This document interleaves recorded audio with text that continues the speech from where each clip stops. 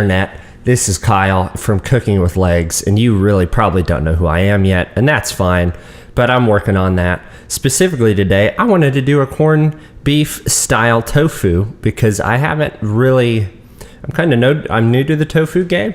That being said, I've really liked it so far. It just seems like something you really have to know how to cook the way you want it, especially if you're trying to use it to substitute for meat, which I'm doing today. I wanted to do a Reuben, but sort of Indiana Reuben. Since going vegetarian, I missed that quite a lot. And the few that I've had without actual beef on them, they've been pretty shitty. Which you can't help that to a degree. It's a trial and error thing. And today might be an error. I think it'll probably be a good trial though. Because yeah, we're doing this. So last night when I got home, I marinated some tofu. I cut up a package worth, I believe, a pound. I drained it of as much water as I could beforehand. That makes it so much easier. And that's, if you don't, it's going to dilute your marinade anyway. So you might as well do it. Just grab some paper towels, gently push on it and let gravity do the trick, baby. It marinated about 8 hours, I think.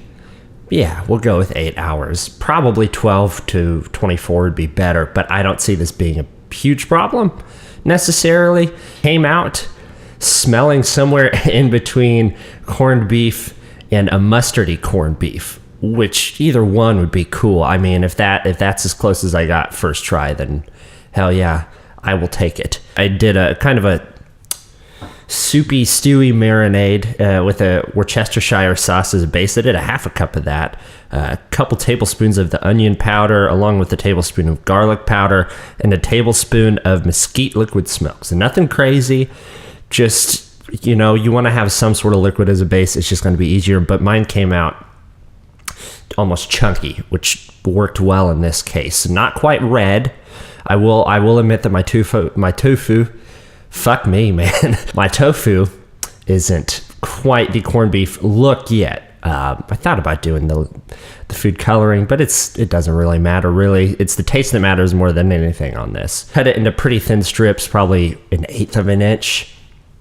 I'm not perfect, so there's probably going to be a little bit of play between those. But aside from that, we got some other cool shit going on. I went with, just ingredient-wise, let me get through this freaking thing, because you probably might want to know about this.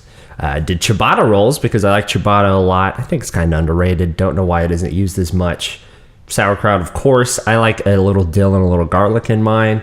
It's apparently a good source of vitamin C, so there you go, man. And just another reason to get down with that old, fucking smelly, good badge. We did a tomato paste for a couple of things. Vegan mayo. We're doing the Daya brand cheddar cheese because we're doing all vegan for this one. I've had really good experience with all the meat alternatives, and I've had good experiences with a lot of the cheese as well, but not nearly as well as the meat, if that makes any sense. How many times can I say well in a minute? We're doing some spinach, of course. You gotta have some garlic cloves in there as well.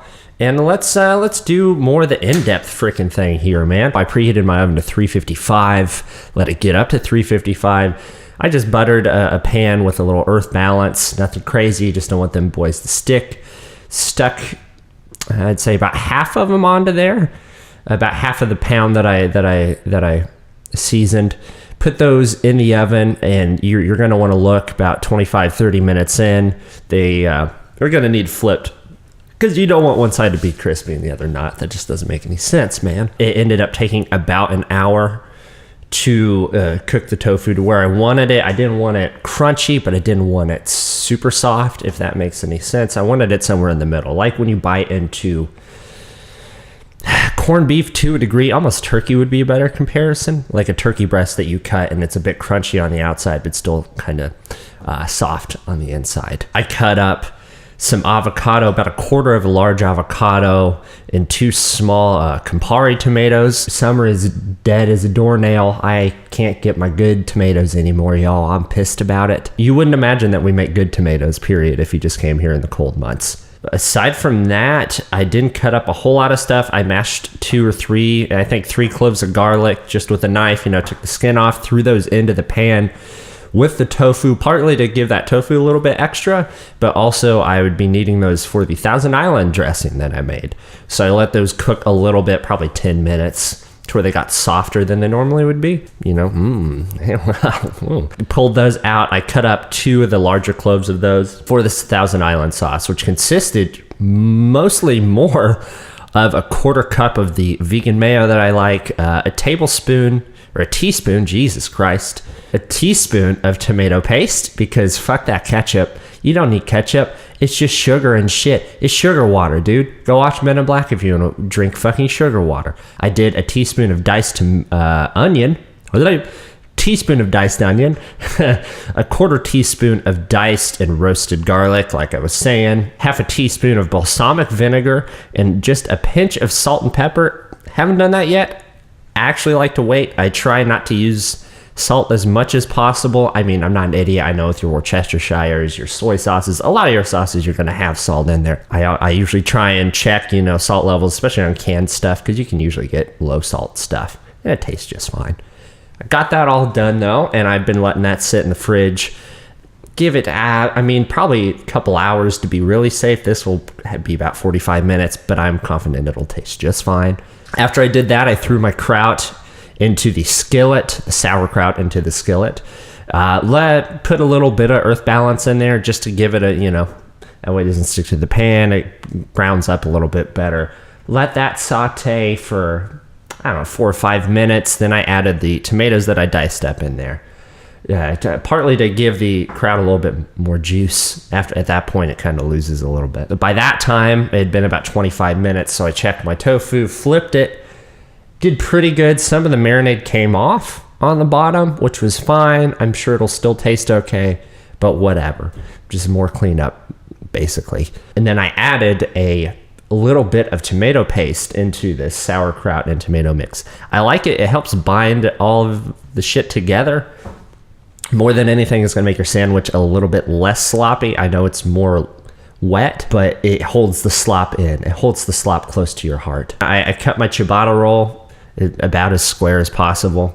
It's basically like cutting into cement, but once you got in there, you're good. And I just put that open face down into the pan to soften it up and give it a bit of a crunchiness on the inside. It's already crunchy anyway, so really I just want that chewiness to come out as opposed to it just being like hard. What I'm gonna do now is add a little bit of this Daya cheddar in with the sauerkraut and the tomato paste. That will melt it a little bit on a Reuben. I like my cheese a little bit melted, not completely melted, using a cheddar of all things, but I find like a good kind of sharp cheddar is really good on these sandwiches. Oh, also on the Thousand Island dressing, I did, I believe, a tablespoon of really diced, like finely diced pickles. I'm not a big relish guy, but I like pickles a lot. I don't know what that says about me. We're gonna build the sandwich, and you're gonna watch me slop it up. All right, so the trick is, at least I have found, if you're gonna go avocado, you wanna put that bad boy just on the bun. If you leave it in slices, it's kind of nice, like texture-wise it's pleasing, but it's also just gonna immediately shoot.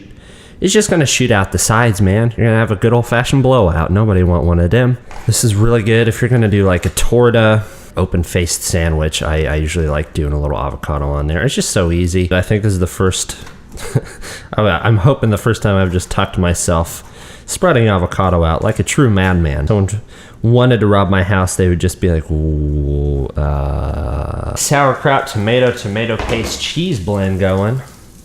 I heated it up just a little bit. Now, luckily, this bottom ciabatta has kind of turned into like an empty lake bed. I tend to go kind of hard on my my sauerkraut when I do Reubens. I really like sauerkraut. Like, I really, really like sauerkraut. If you think it's stinky, just try it. Just try it again and try it again and keep trying it, because eventually you'll be like, this is that good stink. It's a stink that works for me more than anything. Got that on there. It's just a nice layer. It's already heavy, which I like. As far as greens go, I'm a big fan of the spinach. You really can't go wrong with it. I'm not a particular fan of it cooked. I don't mind it in certain things cooked, but I'd rather eat it raw, man. And this is always important, because it's all about the layers, man. So you gotta make sure there's some sort of like base. There's some sort of like voice of reason. I like to think of the spinach as the voice of reason on my sandwich. I saved a little bit of pickle and onion I cut earlier. I'm just gonna throw that on there. That's just for me. If you don't want to, that's fine. I would suggest it though. It's really good. It's not going to make it worse, you know what I'm saying? So like I said, this became more yellow than anything. And the texture is right about where I want it. There's a few pieces that I cut a little thicker probably than I desired, but that is the beauty of cutting some a little thinner than I desired, because it should just kind of work. And I think all that's left is the sauce. Let's see how this Thousand Island dressing came out. Looks good. It's thick. I like a nice thick dressing. I don't want it super runny. Otherwise, it's just going to get all over the place. You know what I mean? If you wanted to be a proper fancy man, you could dip each one of these into that dressing. Now, that actually might be a better idea. Of course, I'm saying that after I've been the slop king. I can't really change that. So we'll just add a little bit extra to the bun. I'm going a little bit hard on my dressings. I am aware of this. Fancy. And this is the moment I'm sure all of you have been waiting for, to watch my dumb ass try and fit this into my mouth and not make those dirty, dirty noises nobody wants to hear. Here we go.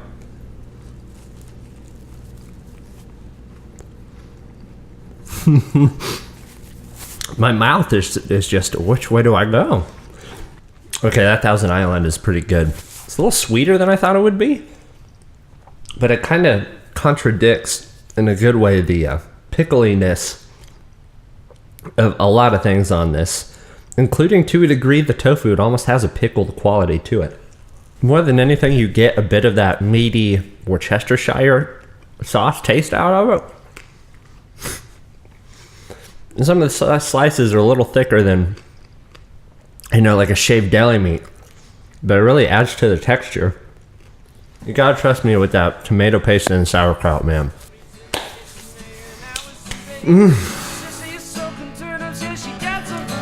It's gonna be a good day. Thank you so much for watching.